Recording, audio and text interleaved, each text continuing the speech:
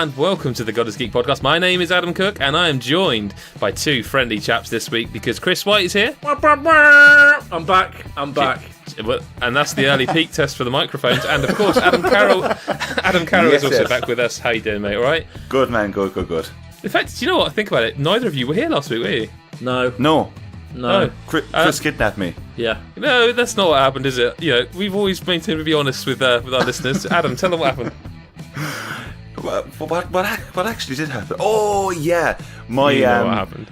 I just had to forget there. My laptop charger completely caved, and I had to get a replacement. And I couldn't come on. That wasn't it, was it? That wasn't it. No, Chris kidnapped me and kept me in his basement. Are you not willing to admit what actually happened? Are you embarrassed? I can't remember. Oh really? Okay, well. What actually happened? So obviously, to those who obviously have forgotten, Adam is in Canada now, and their times moved forward before ours. So we'd arranged a time where we would be grand, and then Adam wasn't there, and I was like, I wonder if he remembers that the UK clocks are changing, and he hadn't. But he's here now. That's the important thing. Fair play on actually discovering that, because I was in work and I was just like, okay, I'm finishing an hour, gotta run home, get set up for the podcast, and then you said you do realise the clocks have changed, yeah? And I was just like, for fuck's sake. And it was weird because we were actually having like that particular week, it was just difficult for everyone to get on the podcast. Yeah, it was, yeah. I just took it as a clear sign that I wasn't meant to be on it, and that was it. So to be fair, like I literally was sat there thinking, he's really not the kind of guy who's late. Something's not right. And then it just occurred to me, the clocks went back. Forward. They went forward. Doesn't matter. It wouldn't have mattered either way at that point. But we're here now. We're here now and we've got games to talk about. And I did mention last week that we'd probably be talking about these games for a little while because they are the biggest games, and because April, as we're coming into it, well, it is April now. Actually, looking at the PC I'm sat in front of, it is actually April. But April's not, I wouldn't say barren, but you've got your God of War, you've got the Labo, and there's another game I'm forgetting. Yakuza. But generally, not with, Yakuza, yeah. Because that's out. It's still so fucking weird to say that that's not out yet. Yeah. Yep, that's not out. Reviews are up. Everything's up. The whole game's available on YouTube. But listen, we're not talking about Yakuza at the moment because we've still got some big games to talk about. We're going to be talking... Well, listen, let's just start with it because, Chris, you've reviewed it. I've also finished it. Adam, you've started it. So shall we start with some Far Cry 5? Yes, and please. Shall we start by saying... Is this game called Far Cry or Far Cry? Because I would say there's a space, but now I look at all the marketing, there's no space between Far and Cry. And it never used to be. Stylistically, it used to just be Far Cry. But I would say Far Cry. I always thought it was a space. I always thought it was Far Cry. But I mean, I'm looking at a PS4 copy of it here, and Far Cry is one word on the box. But I think it's a stylistic thing. Yeah. You know, like Nier Automata, a capital N, capital R, you know? Mm. Yeah. Anyway, Far Cry 5. Far Cry 5. Yeah. It's a wonderful game full of excitement, fun. 10 out of 10. It's I love it. I love the freedom of it. I love the story to a point. I think it's just it's perfect in co-op. I mean, we've played quite a bit in co-op, and it's just insane. Like it's just a great video game. And I think in terms of like people like to compare it to the series and whatnot, I think it's a very different game in certain ways, but it does have a lot of kind of similar traits that it used to in Far Cry, like the insanity of it and all that. But it feels very stripped back in certain parts. You know, I can remember when I got Far Cry 4 for the first time, and the map, the amount of things that popped up on that map to do, it was ridiculous. The map was covered by missions and side quests and collectibles and everything, whereas Far Cry 5 there are certain things to do, but it's very kind of simple. Like there's outposts to liberate, because it wouldn't be a Far Cry game if there wasn't. There's kind of civilians to rescue, there's animals to hunt, and there's like prepper stashes and a few other things, but you're not overwhelmed by it all. And the story can be played, it's very kind of open. One of the things the developer said was that it's not, you don't have to play it right after the other. You can play it out of sync, obviously, because there's like 3 parts of the map.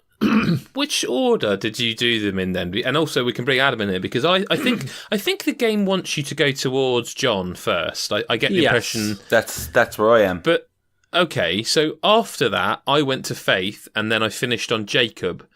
and I regret that. And I'm wondering what you did, Chris. I went up north and took care of Jacob before I even... That's right, because we started doing a bit of that in co-op, didn't we? Before I even went to I didn't know if Faith. you'd stayed there or... No, okay, I went straight to Jacob. And I'm also... I mean, we could talk about this off camera because it's spoilery, but you know when you interact with what's his bloody name? So many J's. Joseph, when the main guy, the yellow glasses guy. Yeah, when you finish the region, you talk to him.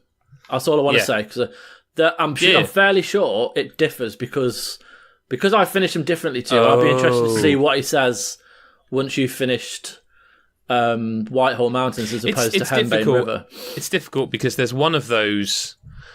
I forget which one. I think it was the second one for me. That again, and this is a bit of a weird thing to talk about, so I won't dwell on it. But like, there's some of those sort of, I guess, vignettes, those little moments where you're addressed, where like wow, like some of the best video game acting, and not just the acting, but these aren't real people. These are pixels, and there's like, see, this isn't a spoiler, because you won't know what it means if you haven't seen it. But Chris, if I were to say to you snot... Yeah. Oh, yeah. Oh, yeah. Okay, so that Christ. Does... okay. Yeah, okay. But the reason I mentioned the sort of open nature of it is that it definitely tells you can attack those three regions in any which way you want. I think everyone will probably go down to the bottom left. And I think actually that's probably my favourite one, because I think it's at the start of the game, so you just spend... Like, for example, I reckon maybe 8 to 10 hours in that region, and then maybe 5 or 6 in the others, or 6 or 7 maybe in the others. Yeah. So I feel like I wanted to wipe that first area clean, and I did. I finished on Jacob up north, the soldier guy, and I would. So it's difficult because I wouldn't say do him first, because I think that might give you a bad taste for the rest of the game. I think do what the game tells you to do. Go and see John in the bottom left of the map. I think you did it right, Chris. Then go up north, go into the mountains, do Jacob, then go down to Faith in the bottom right, because I went bottom left, bottom right, then up to... And I did not enjoy Jacob's anywhere near as much as I enjoyed the rest of the game, actually. Yeah, I mean, I didn't mind Jacob's, but you're right. It's not the best. I think... The way Faith's story is incorporated is one of the best as well, just by absolutely showcasing her as a character. She's completely different to the other two. You know, there's a weakness there. There's not so much with the other two, and it's interesting the way they've done it, and the way Joseph's involved with them all. And yeah, I mean, but regardless of the story, which I did enjoy, even though there are times where it kind of dwells a lot on certain things that happen for a bit too long. I think the gameplay is just utterly brilliant. The everything about it, just the way you are. I mean, you've always kind of had a freedom, but it legitimately feels like you can do anything you want in any way you want. You can destroy an outpost in 10 seconds with a helicopter, and you've got your missiles, or you can take them all I out. like them helicopters, don't I, Chris? Oh, you do, yeah. I really like the helicopters in Far Cry games. And like you can go on the ground, you can stealth. There's very much an element of stealth throughout the game if you want, and not just in Outpost, but in hunting and all sorts. Yeah. But the best again is co-op, because I think obviously so, yeah. you come up with a plan. Sometimes you just have a laugh or whatnot. But when you're taking out a group of people, you've got the option to decide between you where you go, left or right. You flank them from the left, I flank them from the right, or you stay in the helicopter and fire at them with the missiles, and I'll go in the buildings and take care of them in there. And it just feels cooperative. I know that's a stupid thing to say, but there is a real, like, you can do the whole game in co-op if you want. If you're not bothered about completing the whole game yourself and unlocking everything. Because you know what, I never actually thought about that. You're quite right. As long as I'm playing with you every time you play, it does. Because I was going to say, I said last week, I think the biggest problem is that when I go back to my world, I haven't done any story progress. But I guess if you're a bit like with A Way Out, if you're just playing with a mate every time, that's not an issue, because it doesn't matter whose world you're in, as long as you're in the same world each time and you're playing together every couple of hours you get. Yeah, because you still see the cutscenes together, even though it kind of. Yeah. It just becomes the main guy who's got the story. Like if it's my game, you'll kind of watch my cutscenes and stuff. But that's fine. Like, doesn't really matter. It's just great. Like just trying to collect the last few resistance points to clear an area as well. you've got a lot of options there, and there's the thing that I love about it is there's no leveling up, there's no level cap, there's not like get to level 37 to finish this mission and then you can go on. There's no leveling up, so you can just do what you want without trying to reach for this goal. And as I say, you do have to clear resistance points to meet that area's sibling, but it's done pretty easily. Like, story missions obviously give you the most, but the little kind of like blowing up the shrines or saving a civilian at the road, or blowing up the gas trucks, they all come available to you. And there's a lot, it does take time, but that's the thing we're reviewing. You're kind of blasting through the game to try and finish it, to kind of see what it has to offer without managing to take in everything. So if you're playing it at your own pace, you've got loads to do, and it's a perfect kind of paced game. I do think I wonder if this game actually warrants a spoiler cast, because I worry that it wouldn't be a very long one, but I do sort of want to talk about the ending with people, because I really, really like the story and I love the characters, but I just feel like it absolutely shits the bed at the end, like just totally shits the bed. But we can't really talk about why, because it would be a spoiler, and I think we'll maybe see if as more people finish it, perhaps we have a spoiler cast. But Adam, I was interested to see, because you've just started it, and I'm wondering how far you've got into it. So I'm about 2.5 to 3 hours in. I've now gotten my little partner with me. Is it Boomer? Yep. Boomer, yeah. So first off, I need to say the opening of this game blew my mind. That's amazing. It's fucking amazing. It's so intense. It introduces the villain so well. And it does this, like, when you this is not spoiling anything, but when you do get control of the game, like at the very beginning, it's so weird because it just sets you into a panic.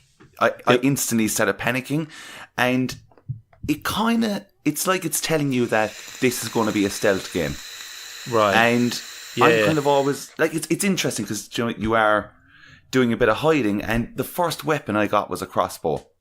Well, aside from the pistol, but I got a crossbow, and I was having so much fun with it, and I was kind of clearing a lot of the bases with it. And I was kind of going, all right, cool. But then it just went completely out of control for me, and it did that whole Far Cry thing where all of a sudden all the lads are arriving in the jeeps and you just panic and you take out the machine gun and you go to town. And that's when I went, this is how Far Cry is supposed to be played. Like, the stealth is fun, but I really think Far Cry has always been like on a Just Cause wave. It's always been kind of wanting to go into that kind of territory. And I feel that Far Cry 5 is literally a first-person version of Just Cause 3. I think it's not as extreme. Like, Just Cause 3 is absolutely hilariously mental. But, like, I did at one point when I got caught up with all the enemies, I did end up turning around and just throwing a dynamite at a truck. It just exploded. I was shooting guys through the windows. It just turns into absolute carnage when you want it to.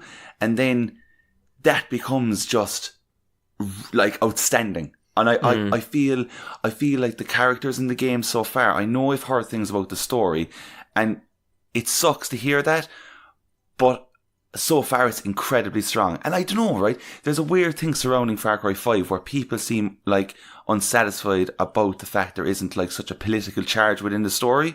And if I'm honest, I'm happy to hear that, because I don't fucking need it.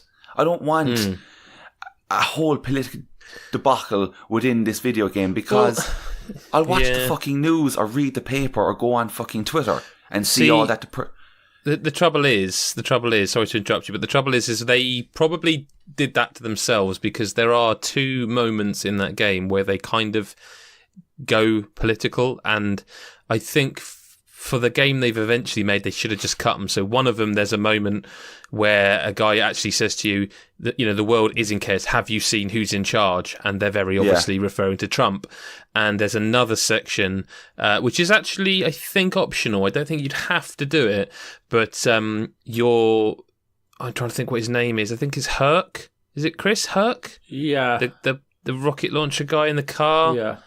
Yeah, I think he's a buddy. So you don't have to unlock him, but you unlock him, and his dad is like ultra right wing, and he's ultra left wing, and they don't get on.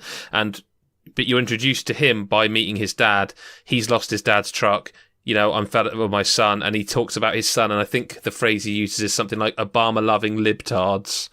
And it's like those two attempts at political satire or political commentary. Like if they just cut them, then maybe people wouldn't be looking at it. But what you're left with the situation is of people saying, look, fair enough if that's not going to be in the game, but they have kind of gone maybe not even halfway, but they've approached it and then not done it. They've not, and I don't know. Yeah. They mentioned the building walls as well. Joseph has a speech when you're in Faith's region, and there's one of those kind of weird sequences, and he mentions about presidents building walls to stop people coming in. No, he does. Yeah, you're right. He does. That is true. Yeah, I forgot about that. Yeah. So it's the kind of idea, I think, is that they half-arsed it. Whereas, I don't know. Like, I'm cool. Like I love the cult thing. I do, and I think it's good. I know that theme is kind of. I wouldn't say it's being milked or anything, but like we've had it now with like an Outlast 2 and stuff, and yeah.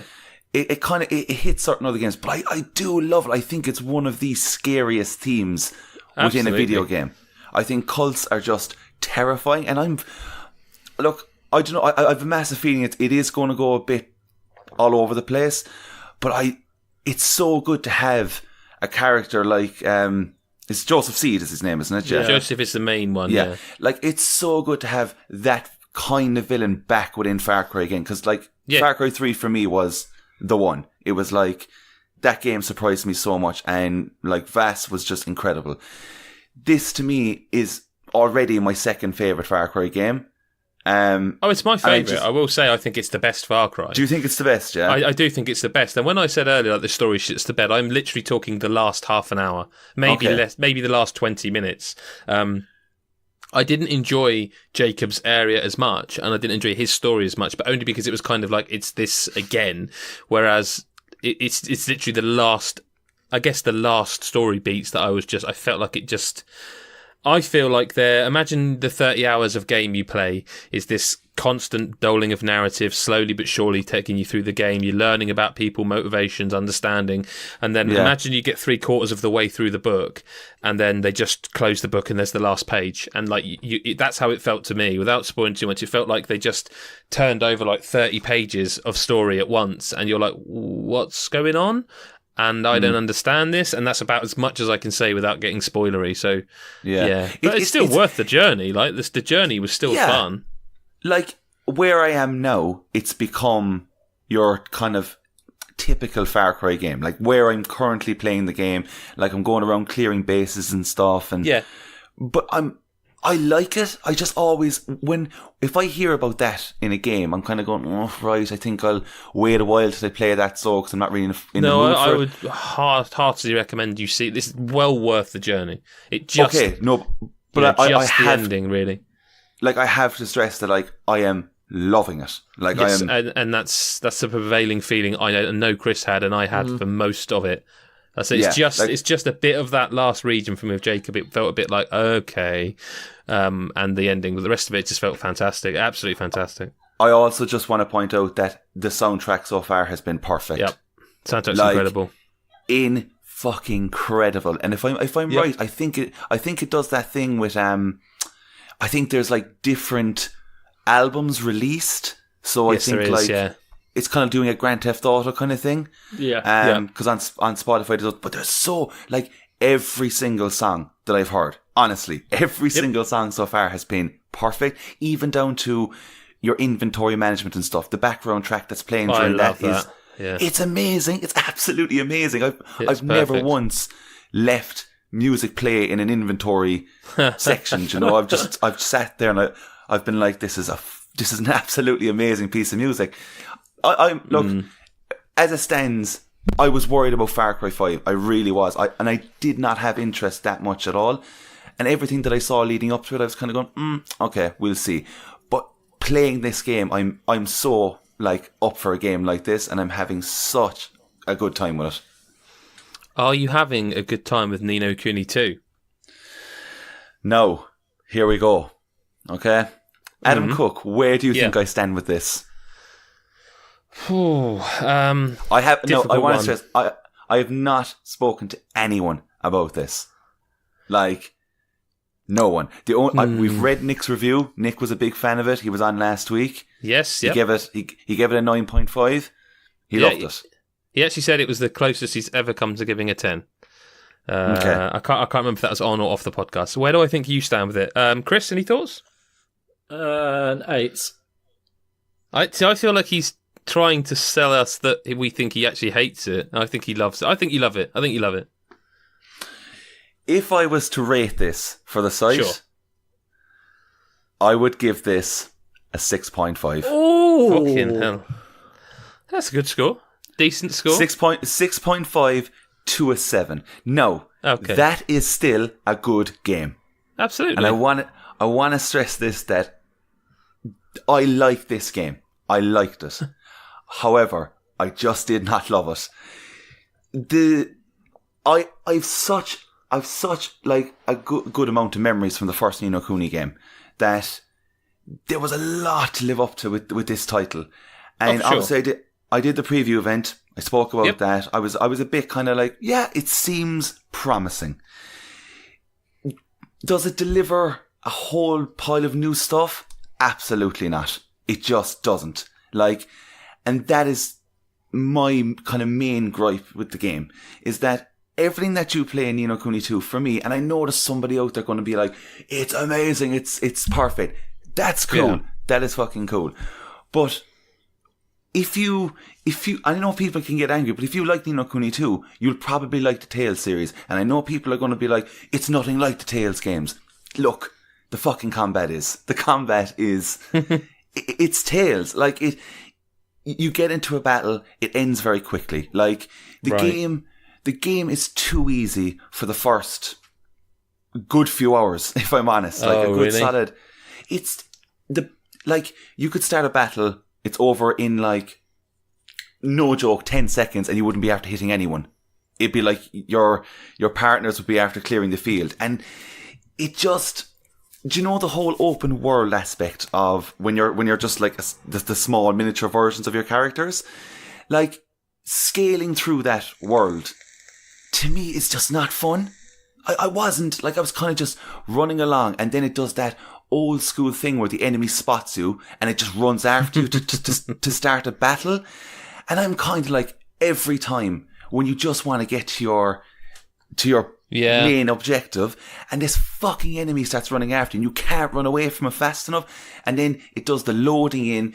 It's just, I think we're past that in these games. I think these games need to be, they're long enough as it is, and these little mini seconds of kind of leading us into a battle, and it only does it in the open world part, those loading in of the battles, because there'll be certain areas, like you can go into an area called the Forest of Nile, and when you're in this area, the enemies that you come across, you can just instantly attack them, and it doesn't go into a loading screen. And I don't understand it, but it still does this whole thing of every battle that fucking ends, it just says victory, and this little small, like, 3-second loading of you kind of celebrating. And these things made the game very, very much like a kind of a slog. And I know that sounds... It sounds like... So, this won't mean much to you, but I think Chris and I think some of our listeners understand. You know how, like, Yakuza 0 and, like, Kiwami, Chris? Yeah. You run into a battle, and you have a battle, the battle ends, you get the little menu showing how well you've done. Whereas, what you'll notice, Adam, from Yakuza 6 is that doesn't happen. In Yakuza 6, you can run into a battle, you have a battle, and you run off after it, and it's done. Yeah. So... Yeah. It sounds like 6 has gone, we're a modern video game. We're not going to do that. We're not going to make you stop. We're not going to bring a menu up after you finish showing you your spoils. You're just going to get on with it. Whereas Ni no Kuni 2, it sounds like, hasn't done this. Like, it just... I know it sounds like... It's hard, like, talking about this game is really hard when... what I'm saying sounds like I'm just bashing the game completely. Like, but I just do think it is a step back. I don't think this is a step forward for Ni no Kuni, because the small things like the higgledies and stuff, okay? I don't think that was a good choice. Like, after playing the full game, because the familiars had character. Yep. They were all unique, and I felt like there was a connection amongst them. It was like, within the No Kuni 1, it felt like you had your Pikachu, and you had your Bulbasaur, and all this kind of stuff, do you know? That is exactly how I felt. I felt like it was Pokemon. I genuinely felt that. And I cared for that. I can still tell you the name of my first one. It was Sausage. To this day, I can name that first Higgle. And that is why my Palico was called Sausage in Monster Hunter World, because the first time I named my little character, I thought, I'm just going to name Sausage, and that just stuck with me. That's the impact that game had, and you're telling me that's gone. That character's missing. It's just I don't really hear much about the Higgledies, and I feel that like there's been a lot of praise for this game. It's gotten the 9s, it's gotten the 10s. And it's done well. That it's done fucking well. And look, cool if you enjoy this, but like the mechanics of even the kingdom building, a lot of people ended up loving that. They loved it. Once again, for me, I don't really have time for it. I don't. I understand it. I do think it's quite charming, and I do understand that it's the main premise of the game.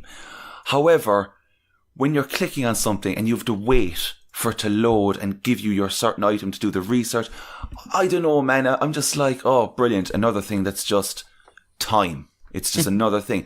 And it's not that I wanted this game to end, because you can, in total, there's 9 chapters of the game, which is already a lot less than the original. But it does that thing as well, that if you get to chapter 6, which you can within like 15 hours, if you just do the main, you get chapter 6, it does that thing where it's like, okay, you're here now, but you haven't done enough side quests. And you haven't done enough kingdom building. Oh man, that's yeah. Okay, see, that's an old-fashioned thing. To be fair, The Witcher 3 did that. The Witcher 3 tells you that if you're going to go in here, this is the hard shit. Are you prepared? But that's not quite the same. Yeah, because as I'm playing the game, I'm like, okay, the combat is fun, because I do like that combat. I prefer if I had my familiars to control, because that would be a lot more fun. But I kind of went through the story, because I was like, do you know what? I'll do a couple of side quests, see how it plays out, build upon the kingdom, cool. But I got to chapter 6 and I was like, no, you're not at this level yet. You need to do all these quests first before we can progress on with your story. And I'm kind of going, but I just want to play the story, because I don't want it to be spoiled for me. I don't want people online to be, this is what happened at the end of No Kuni II. I want to see it out for myself and then do it. But just to go on, there's quite a bit to say, and I only talk about for literally 2 or 3 more minutes. But the story itself, the characters of Evan and stuff, I wasn't sold on Evan. I'm not sold on Evan. I'm not sold on the voice acting. It just wasn't there a lot of the time, and it did this weird thing that cutscenes or dialogue, whatever, between the characters, it did this weird thing where there'd be no music playing, and just the text would come along, and they wouldn't read out the actual text. They'd just go, yes, but there's no music, no kind of energy within the exchange between your NPCs and whatever, you know? And I just found it kind of awkward. I was like, why is it so quiet during this exchange of dialogue? Why isn't there, considering the composer that it is, why isn't there nice string arrangements coming into place for this little bit, you know? And I don't know, it's just, it doesn't drag me into the story. I didn't feel like, oh, this is going to be an amazing, ending to such a, because on paper, it sounds great. And I said that in the preview. I was like, Evan building a kingdom. He wants it all to be peaceful. Cool. This is going to be really uplifting. It is in some way, but I had no connection with the characters. I didn't feel like there was much to come away from with him. Do you know, I didn't really like many of the characters, and I am listening to what I'm saying, I am truly, it's like I'm bashing it from start to finish, but this is a fucking big JRPG.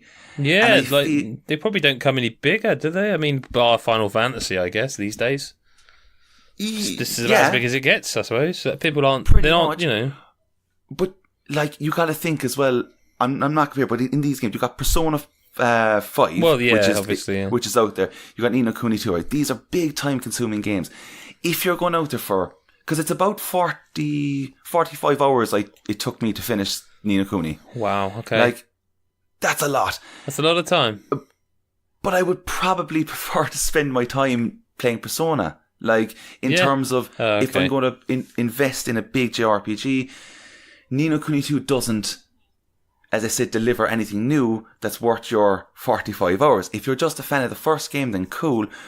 But, like, just coming to mind there, I know I'm going all around the place with the game, but your gear equipment, like everything that you buy, why can't I see it on my characters? You equip it, but your character's staying in the same outfit from start to finish. Well, is there a lot? I mean, I wonder, is that just a financial thing? Like, if they rendered everything you could get, would that be an incredible amount of work? And they just thought, well, look, if we just keep them the same, it's like a cartoon. You know? Why not go if it's as big as it already is? Yeah. Why not just go the extra mile? No, I mean that's not a question I can answer, but that's the only one. That's the only thing I can think is that like that was. I guess it's the opposite of Skyrim. Like you can do that in Skyrim because you never. Well, no, you can see yourself in Skyrim, can't you? Because it's third person view if you want it. Yeah. Or Fallout. I was going to say that's not an excuse, is it? But for a game that has so much, like you pick up so much stuff, and even I didn't notice it until Nick said it last week, but it does do that thing of going into a building. You pick up an item, go into a building, come back out, and it's still there. You can pick it up again. So you're picking up stuff all the time. But when you're, because if I'm certain, I think in the first Ni no Kuni you could even equip armor to your familiars. I'm very certain. I think you could. Yeah, I think so. And they were there with their little sword and shield and stuff. And I think so. Because I'm sure you could change colours and stuff. I'm sure you could. Yeah. So I just think it's a very odd thing because you have all these, like, because you can switch between all your weapons in battle. Like, obviously, there's like 3 swords.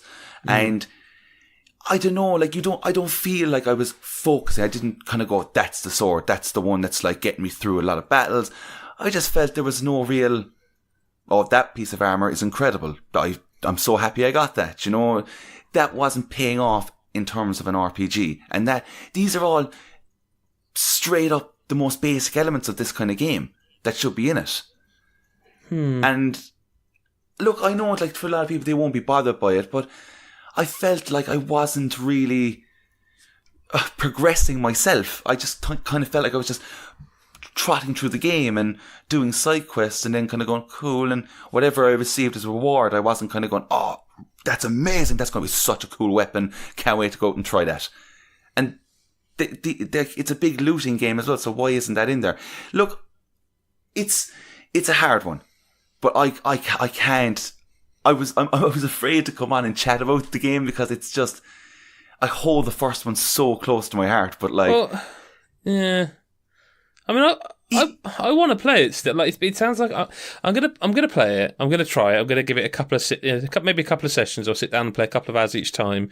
But I make no promises to finishing it. Do you know what I mean? It sounds like I kind of want to see it because I love that first one so much. I want to see what this one does, but I'm making no promises that I'll finish it. But I do want to try it. So yeah, but see, like the kingdom building and everything, and even the skirmish modes. Like I people aren't that gone in it, apparently. They're not gone in the skirmish modes. But if I'm honest, I kind of like them. I didn't mind them. I thought they were kind of fun, but the game makes you, well, not doesn't make you, but it does kind of stress that you have to do a lot of those matches. Like, there's a lot of those things where if you aren't into skirmish mode, which people have said, the game making you do it, that's just really annoying. Do you know? Yeah. I don't know, it's an interesting game. It's very hard to like sum it all up, but I had to go in with like the bits that just annoy me because no, that's fair. Like, you're going to enjoy it probably, but like the 9s and the 10s kind of blew my mind. Yeah, I was just kind of going, I don't know what everyone's seeing here so far. Look, see how you get on, but yeah, even when I was playing it, Adam, I was kind of thinking to myself, I know that you love the first one as well. I think you'd probably be on the same kind of wavelength as me. Well, there's something stopping me starting it, if you know what I mean. Like I've had some time off and I've had the time to start it, and I haven't done that. I just want to quickly shout out a game very quickly before we move on. There's a game called Octahedron, which is a Square Enix collective game. I was just testing out some stuff. We've done a few live streams recently, and I thought I'd boot that game up, and it's really good. It's a 2D platformer where I wouldn't say it's a Twitch platformer, but the idea is that when you jump, you can press a button that you put a platform beneath yourself, so you can create your own platforms as you traverse around, and that you gradually get new types of platform and stuff. And there's not a lot to say about it other than go watch the video, hit up a trailer or something, and that's a game well worth considering, because there's a lot of games that are big, like Far Cry, like No Kuni, that come out, and I think a game like this is going to get forgotten, and that's a shame because it seems really cool. I've sort of want to play it a bit more. But yeah, I'm going to give No Kuni a go. But before we get into news, I want to ask Chris how his maiden voyage of Sea of Thieves went.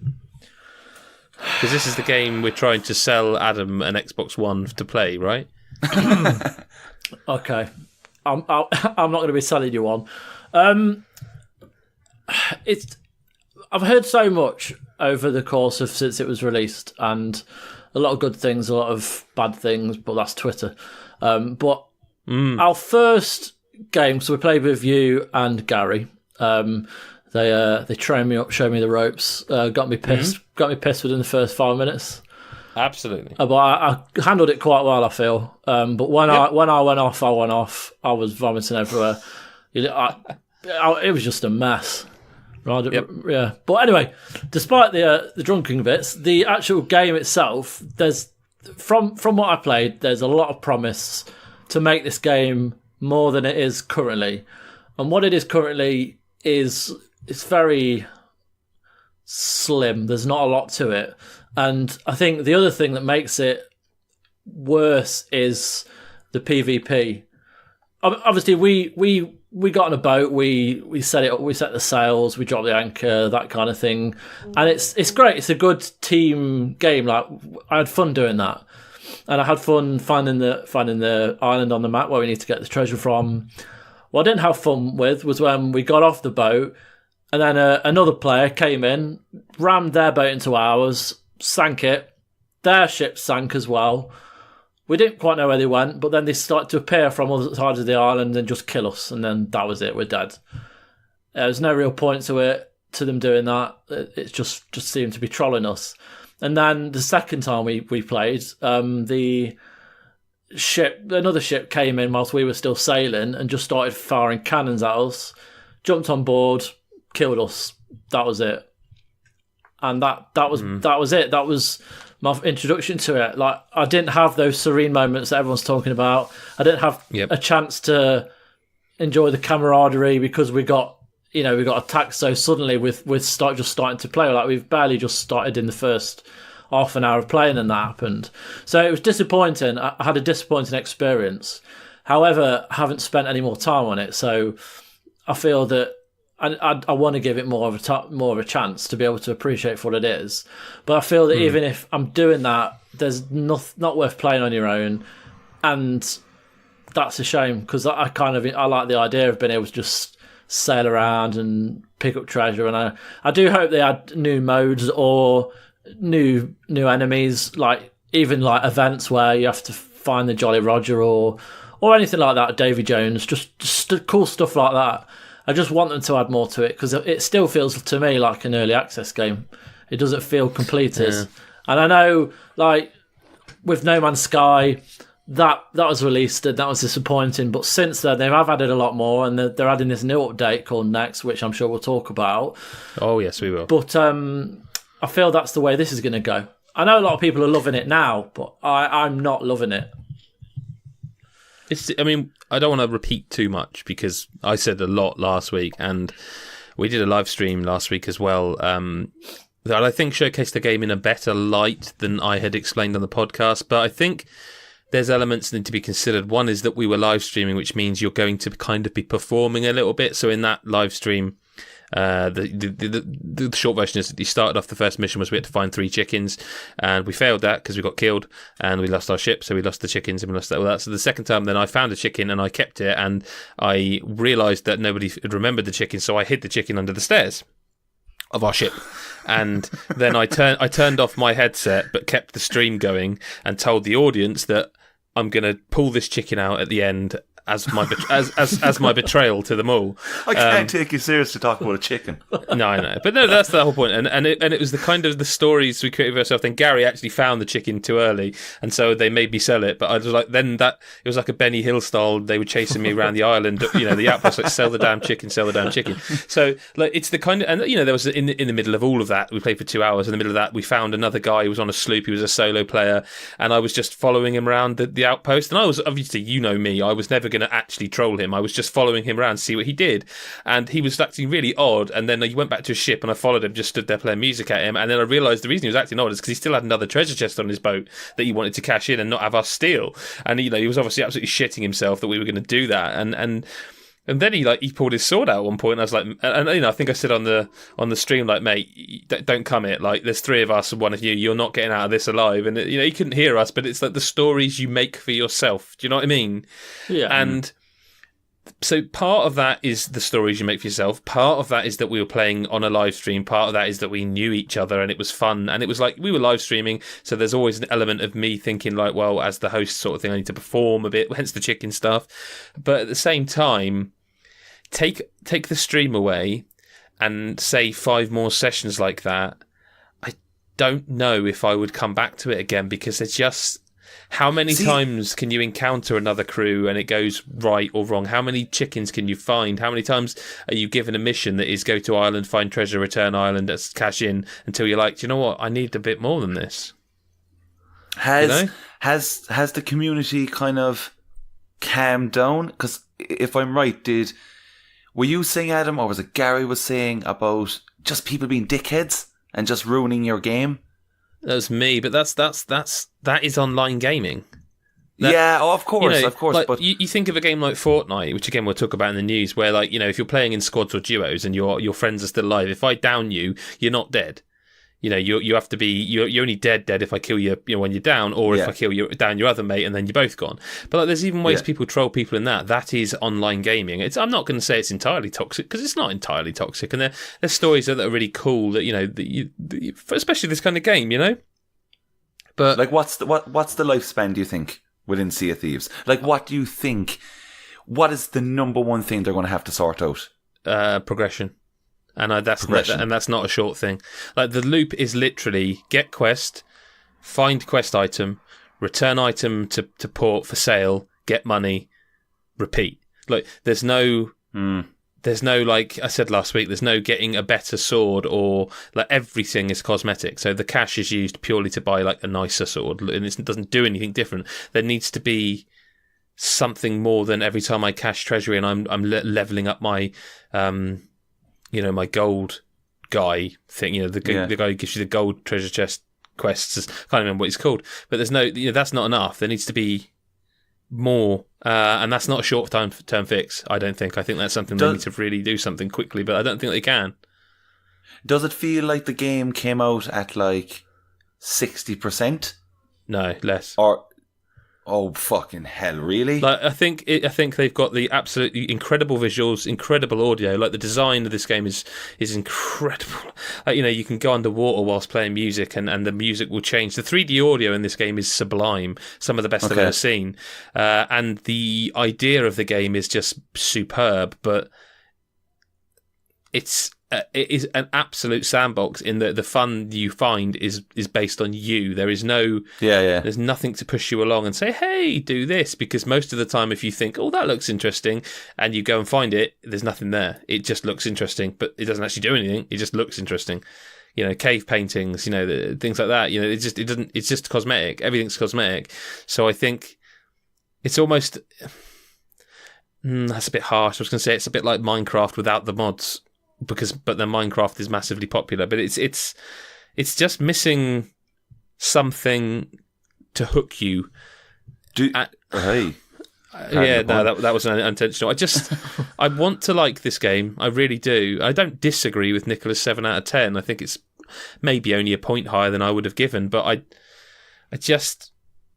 I don't know. It's maybe it's not for me, mate, because like she still loves it. She's going back and back and back, and like, but I feel like if she's not on the podcast next week, this game won't get mentioned unless it's something in the news. You know. Well, it's up to Nicola to keep it alive. It's up to the pressure's on. I feel like too much pressure's been put on the community, actually. Like, there's just too much on them. But listen, let's stick with Sea of Thieves because we can hit the news now. It's number 1 in the UK charts. Now, I'm not sure that means that much because you don't have to sell as much. But it's also, I think they have announced, I think somewhere I read that they've announced like 2 million players. But again, that sounds like a lot. But there's the Game Pass thing. Yeah. Like, is it actually, it's been terrific for Game Pass, but to know how well it's done for Rare, we'll have to wait until those sort of 2-3 weeks end and people have used up their free trial of Game Pass or their first 2 weeks, don't you think? Yeah. I think I'd like to know what the figure is without the Game Pass. That'd be interesting because I can't think it being anywhere near number 1.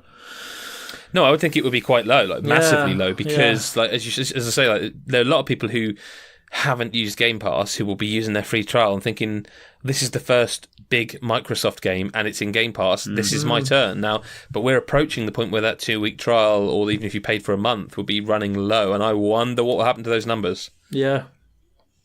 How much is it? How much is it to buy? The game? Yeah, it's full price. Full price. Yeah, oh, okay. but like if you bought it at full price, then I don't know what to say because like the Game Pass, like say you got a 2-week trial of course, for free. Yeah. But also, even if you subscribe day, for a month, and even if you pay for a month, it's only like tenner, isn't it? Yeah.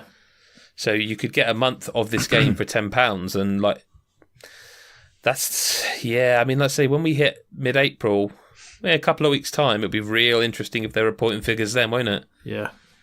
Yeah. You know, it'll drop off. It will be. I think it'd be a massive drop off. Yeah.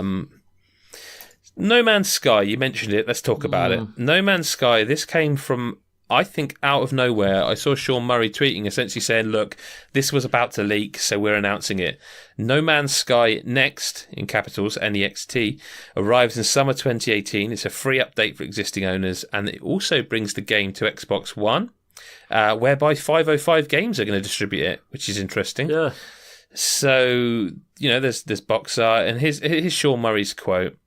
We're calling this No Man's Sky Next because it's an important next step in the journey for No Man's Sky, for Hello Games, and for our devoted community. Each update for No Man's Sky has been more successful than the last. This is especially true of our last update, Atlas Rises. It emboldens the team to push ourselves further.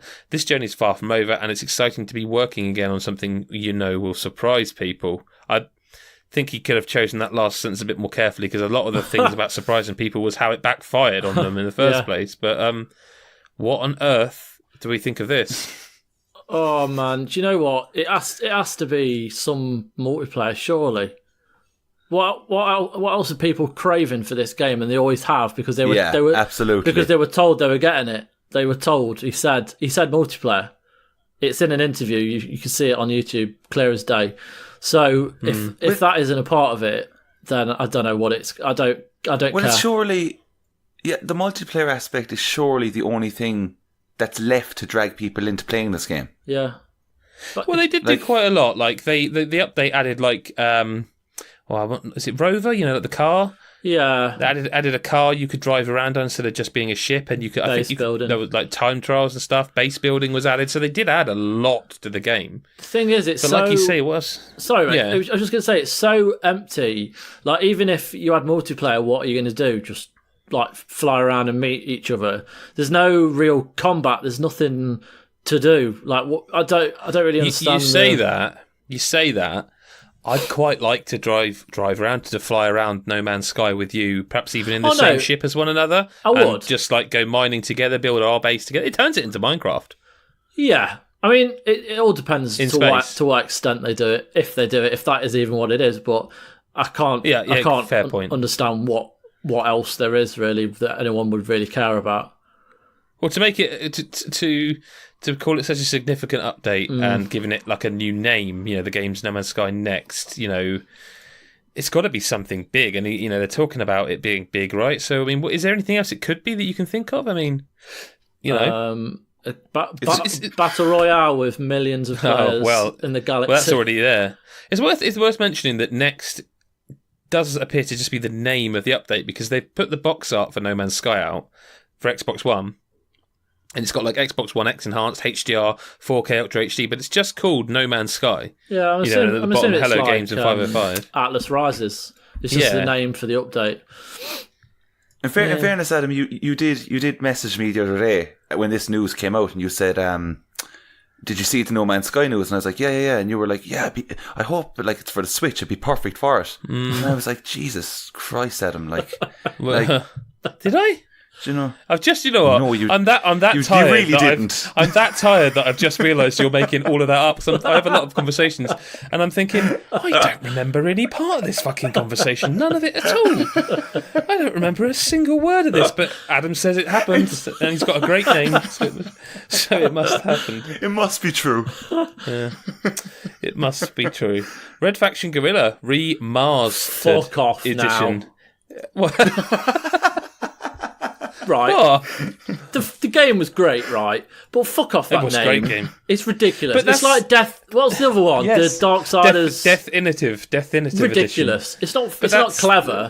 Like, it's stupid. And Mars turd. Mars. It's mastered. Not Mars See, turd. It's like not turd though, at the end. because I'm a posh southerner. You see, because you're a northerner, it is remastered. But for me, it is remastered. But, So what is it for alright. you, Adam? How do you say the word remastered or remastered? Remastered. So it's definitely a soft southerner thing then for me, like remastered, a posh, Remastered. yeah, I just plum don't tongue. think, I more. just don't think it adds. It just looks stupid and it sounds stupid. And it's gonna Yeah. mess up with like in shops when they write the name down on the system and they get it wrong and they don't know why, and then they realise they've written the name wrong. It happens with films. You think like it's just annoying. It's just silly. I'm thinking for businesses. I'm thinking for people like Adam who used to work at Game and Gary still does. That's all. Yeah. I genuinely feel that like going into this podcast, looking at the Red Faction news, I did not think that you, Chris, would be so thrown off by it. See, because I quite like it. Like the definitive edition thing, I agree with you. Like come on. But this remastered, I actually quite like this one because is there a hyphen between the re and a hyphen between? It is just like one word. Well, I'm looking at the artwork that they supplied, and it is just remastered with an extra R in there. But if in the news story, it is if there's no hyphen Mars. It's going to look like it's spelt wrong. Yeah, it is. Yeah, I kind of. Oh. I kind of want to go into like a game store when this comes out and just actually say it and wonder is the worker just going, you fucking prick. You prick. Yeah. Can we talk about the game though? Because the game's really good, and it's coming this year. It's going to have heavily reworked textures and graphic features, adding, for example, specular maps, improved shadow rendering, improved lighting, native 4K support for the finest up-to-date Mars destruction experience ever, shader and post-processing reworking. It's a really good game, by the way. Yeah. It was really fun. I never finished it, but it was really fun. I'm glad it's getting another. I mean, remastered, sir. Remastered. Can we think of any others that would work? Any other games that would work with that? No. To be honest, it's genius.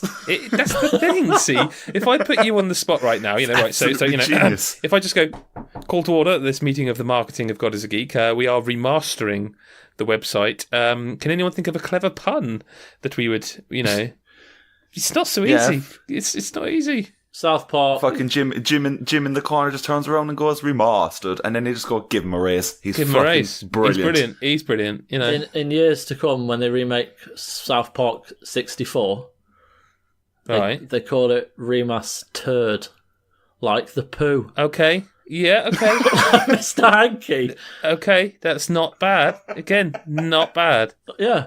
There you go. Yeah. I could get a bit of money for that. I'm going to save that. What about Saints Row? Saints Row the third remastered third. Oh, well see, done. and that's an XTHQ game. You're clutching at straws there. No, come on. Yeah, okay. Lego The Incredibles is officially coming in July. I it would be the exact same as all the other Lego games. Okay, that's yeah. I mean, I don't even know why that's on it. Dragon Quest XI: Echoes of an Elusive Age releases on September the 4th in the West on PS4. Switch version is coming much later. Adam, excited? I just love how you doubt your own news headlines. I didn't put that in there, to be fair. I don't know who put that there. I think Gary put that there because I didn't put that there. Just. In my head, I was going, fuck it, Adam is like all over the place. No, I did not put that story there, so I genuinely don't know. But Dragon Quest XI. Dragon Quest XI, we'll see. Right. Moving on. Okay.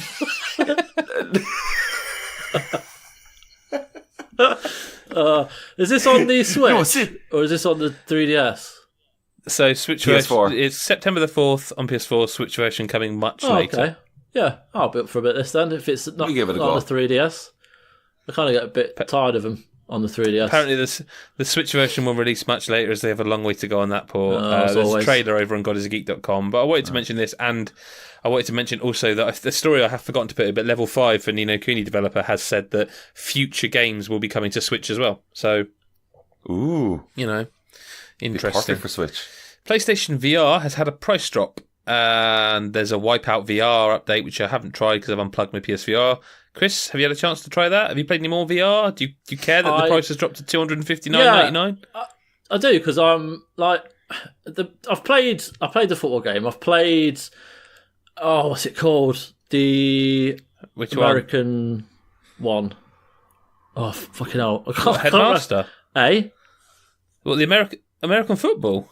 No, there's a shooty game that you go for. Land of the shit, yeah.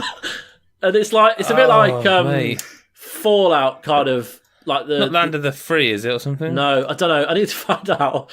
But yeah, well, you keep talking, I'll find it. I've played some of that. The American Dream. American Dream. Yeah, that's it. That's kind of cool. But again, it's like there's not. Adam's making me laugh. There's kind of not much to it other than, shoot that. They're all. I'm waiting for the next progression, because after Bravo Team, I was just massively let down. But I do like. I'm still up for VR, and I'm still playing a few at the minute, but I don't have it for much longer. So I'm tempted to kind of get myself one later down the line. I think there's more. Okay. Yeah. Quick question. I wouldn't buy one now. Quick question before we move on. Right, as VR owners, is it gathering dust? Yep. It would. I plugged it back in. It would. This is gonna sound like the biggest first world problems thing. Third world problems. Sorry, I got that wrong. I have a PS4 Pro, and I like the HDR that can give my 4K telly, and the PSVR that is the review unit from Sony doesn't allow that to happen because it has got the old pass-through box. And genuinely, as I just sat there and I was like, look, I tried to find a solution, and it involved way too many splitters and boxes that I'd have to buy. I was like, you know what? For the amount I am playing PSVR, where I had a good spate of it, I tried Skyrim, blah, blah, blah, all that stuff, and I played a bit of this, that, and the other. But for the amount I was playing it, it's like, you know what? I'd rather have the amazing HDR lighting on games like Far Cry and stuff like that than I would have the instant access to play PSVR. And that's maybe a damn. And I've got HTC. I've got Oculus Rift, and that's completely unplugged and boxed up because, again, not because I don't like it, but because for the amount I'm playing with them, they were gathering dust, and they were just another thing to dust. So, I'm a VR lover. Like I'm one of these that loves VR. So, Okay. Chris, is yours? If it was, it's not marked. I borrowed it off someone, and I've got it. I've had it for like a month. But if it wasn't for the review games, I wouldn't really be playing it, because I'm much happier just sitting down playing Far Cry or Yakuza or whatever. I just love that. I'm not fussed about spending loads of time on it. I like that it's a novelty, and I like trying out the experiences and stuff. But from that, there's no big game that I really want to sit down and play all the way through. But that's like, I know we're kind of going off a bit on this, but like, that's the thing that I just felt was going to happen. Now it's happened a lot later than I actually felt, but like, it's a shame. It's a shame because it may be a novelty, but it's a really fucking cool novelty. Yeah. See, but they're not there yet. They're not done yet because you got to think we're in April now. We've got E3 coming. They will definitely be a big publisher game.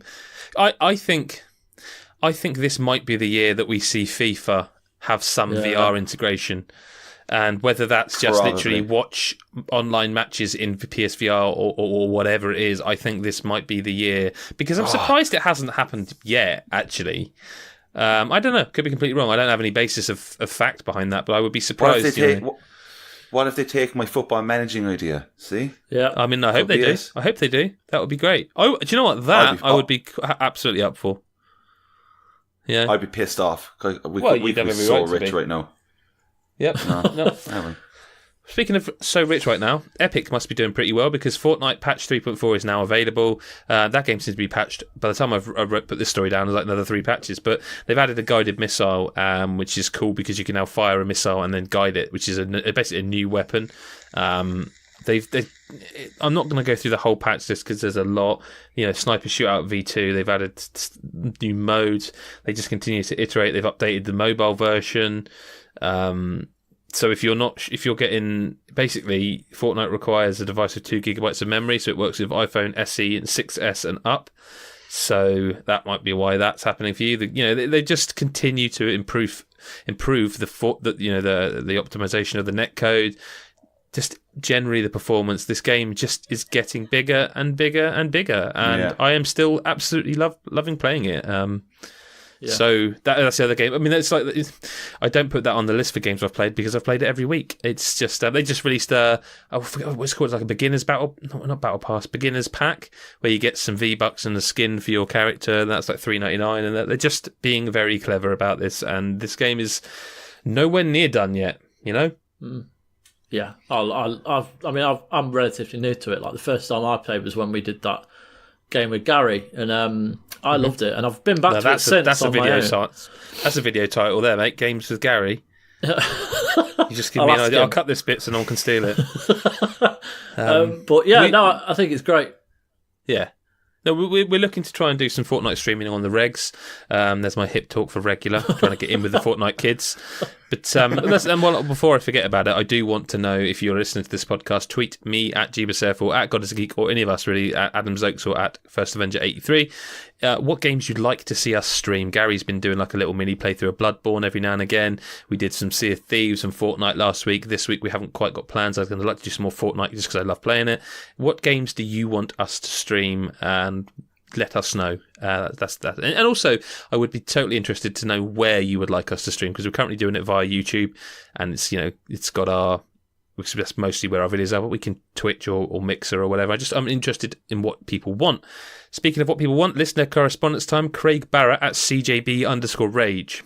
He wants to know, I'm going to answer this first actually, just to get this out of the way. We can all have a good laugh about me going on and fucking on about this game. But he wants to know favourite games that never got sequels, DMC. Okay. Add Chris, have you got any? I mean, I've got another one if I can just quickly chuck it in there, but otherwise go for it. I'm going to go for Until Dawn 2.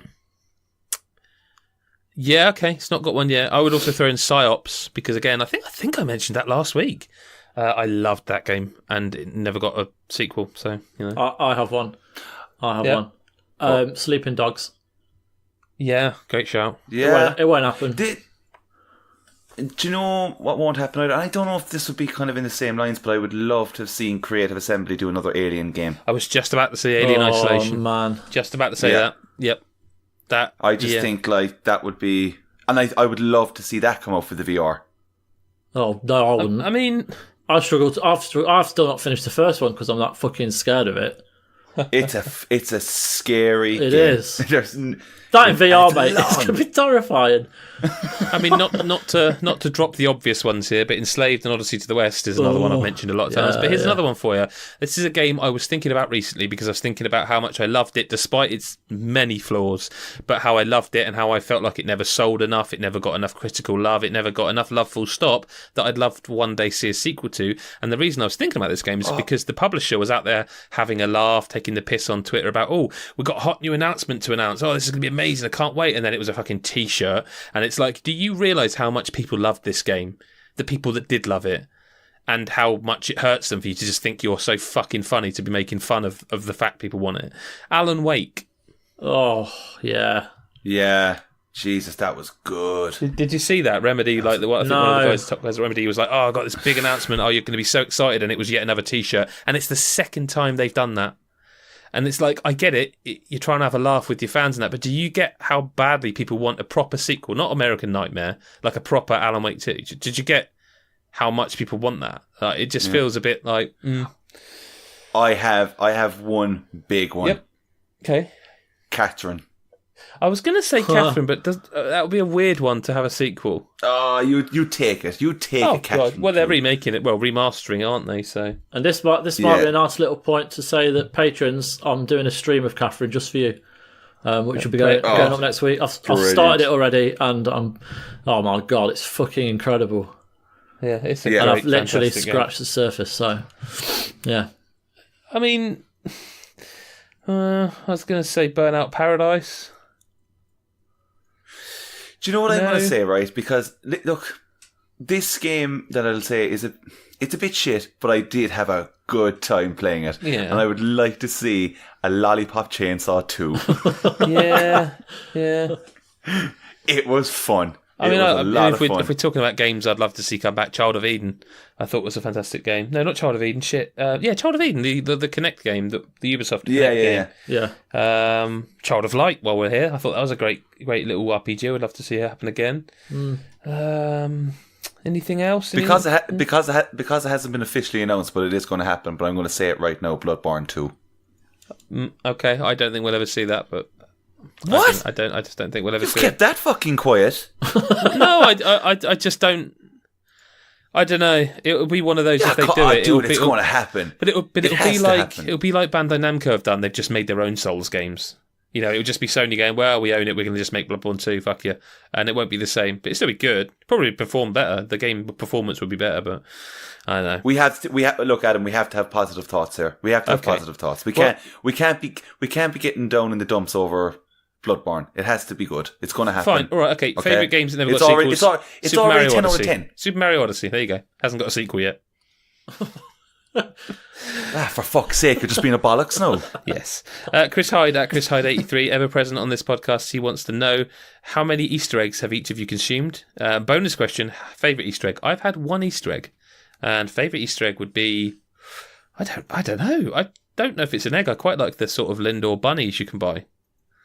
But how many Easter eggs have you had, Chris? Fuck all. Because I've been at work all day, and I had two when I got home. So I have one solitary egg waiting for me, and it is probably my favourite. So it's a Choco-Block Easter egg, and it's essentially a Choco-Block, they're called, and they're an egg, but the front of the egg's like thick. But it's inside this thick chocolate at the front. It's all like Oreo cookies, chocolate fudge, and it's just amazing. It's like the front of it is just like a much thicker shell with like a load of like nugget and, as I say, Oreos and toffee and shit in it. It's amazing. Sounds pretty good. I'm going to guess Adam's had none. Have you had any? Well, like, we're recording on the day of Easter, and I'll be honest, lads, I forgot it was Easter today. Fair enough. So that's that. I woke up do you have and a my favourite girlfriend then? said to me, go on. Yes, I do. I used to do. It would be a Kinder Joy. Okay. What did your girlfriend say to you? Sorry, I cut you off there. What did she say? No, she basically said to me, it's Easter today, and I was like, oh, yeah. And she was like, did you get me an egg? And I was like, oh, shit. I was like, fuck it. It's like that episode of The Simpsons where like Homer remembers it's their anniversary. He goes, I did get you a present. I'm just going to go and get it. And he's just... Oh, man. Yeah, it was good. Well, for me, it was kind of, God, I'll record a podcast. See you then. Bye. And just going to get you an egg. I'll just be in this room for 2 hours. And Dane Wilkinson at Dane Wilkinson 85 says, favourite video game openings? I think mine is still probably Chrono Cross.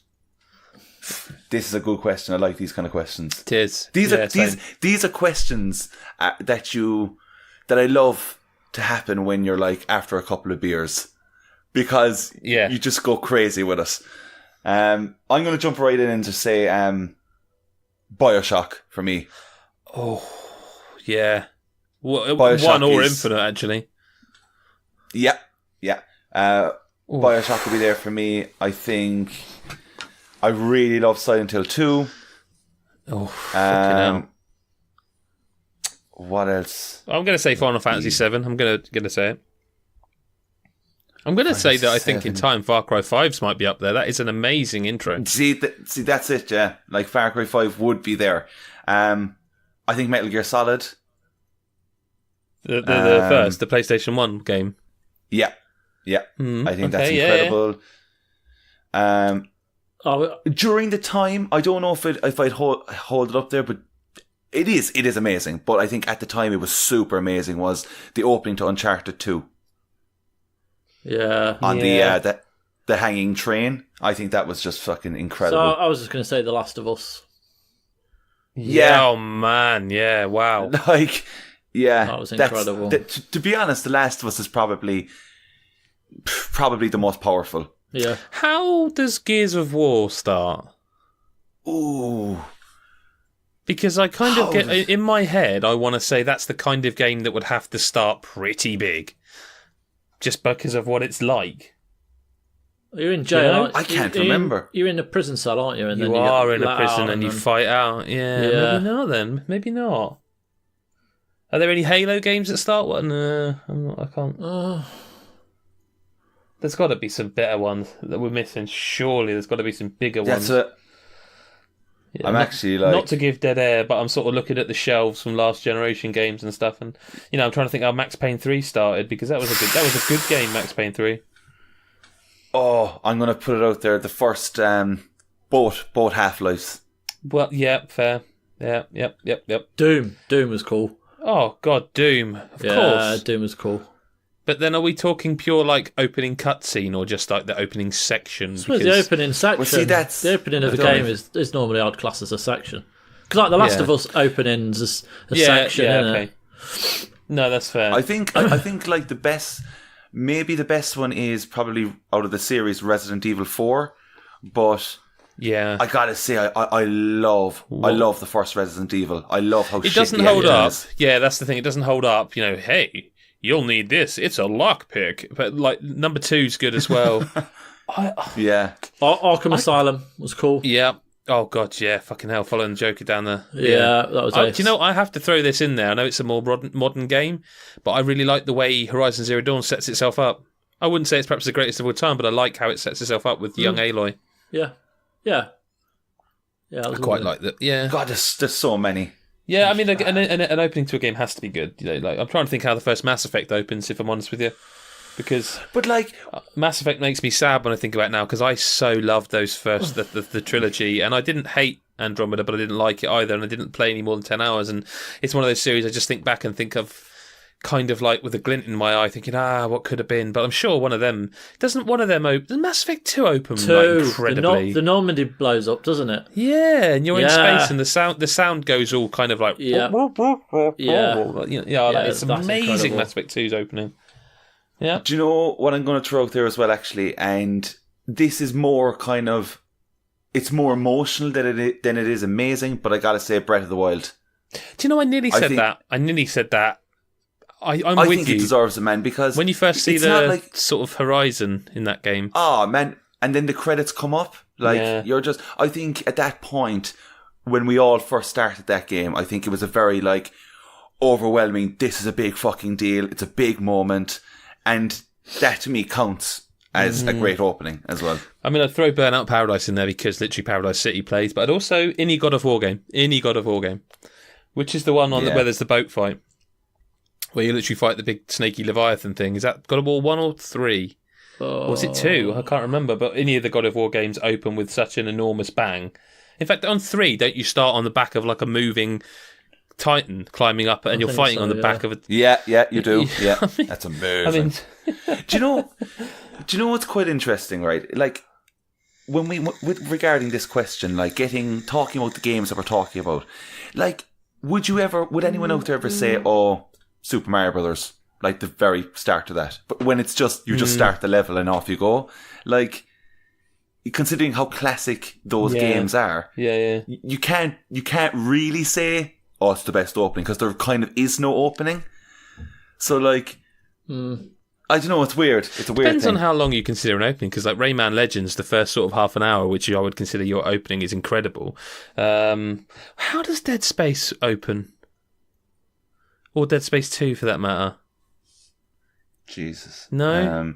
Because, if anyone remembers, in me, it's going to be you, Ad. Like, yeah. See, I just want those games remastered. I actually do. Well, I want Dead Space 1 and 2 to be remade. Like, not remastered, like remade. I don't want them giving us a shiny, tarted up PC version. I want Dead Space remade in this new... Because I think a lot of horror games, bar Resident Evil, they don't tend to come from AAA publishers. No.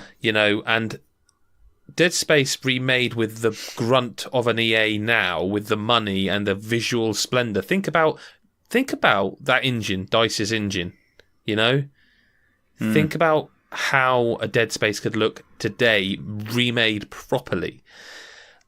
There's a lot of market now for horror games with the YouTube explosion, I just wonder if we'll ever see that series again. Probably not, but... We'll see.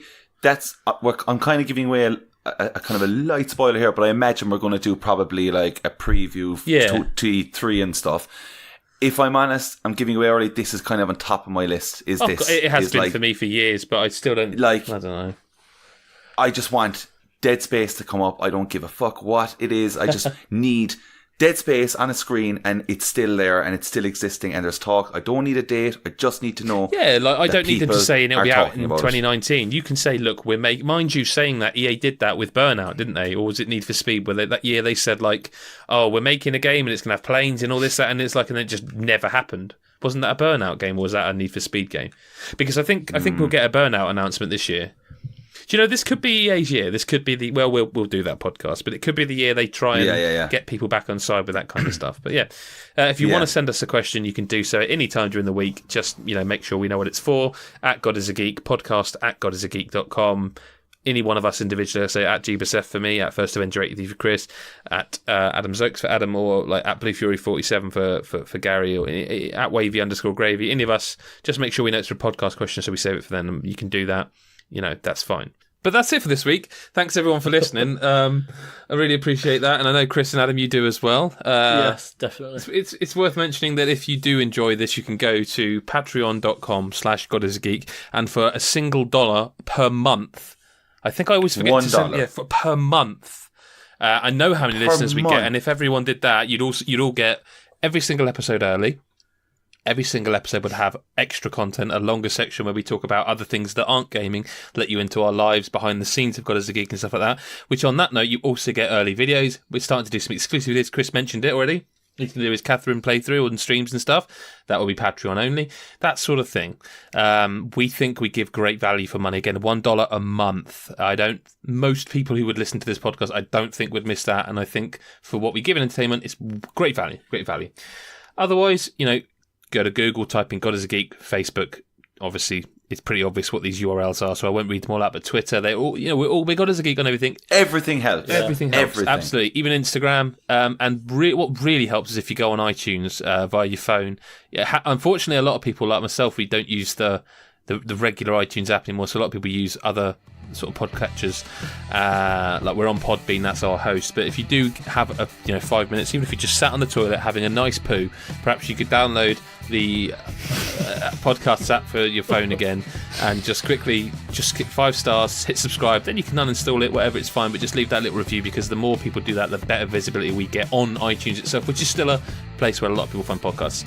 I have probably promoted enough now, so it's worth saying thank you very much to Adam and Chris. Thanks for being here. Thank you. And anytime. We will be back next week, or whenever you choose to listen. Thanks very much. Bye for now.